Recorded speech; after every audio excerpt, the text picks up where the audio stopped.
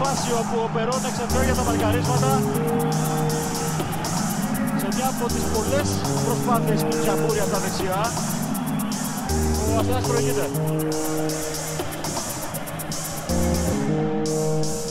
Σιρίλο. Σέντρα εκεί που περιμένει ο Περόν, κάνει το σουτ. Τα πόδια ο Χαλκιάς, ο Αστέρας εδώ κλέβει μπάλα από το ΠΑΟΚ και αστοχή στη συνέχεια.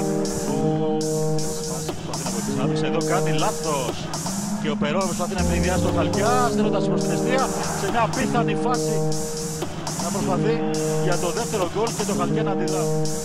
Αντεπίθεση για τον Αστέρα, out από το σουτ για τους γηπεδούχους του Σέρο και πάρει την πάσα από τον Πρέσκα. Τελευταίο λεπτό των καθυστερήσεων. Τέλος του αγώνα από τον κύριο Αρετόπουλο, πρώτη νίκη του Αστέρα Super League μετά από 7 αγώνες, καθώς χρωστάει 2 μάτς βεβαίως με Λιβαδιακό και το Τσαλράμας.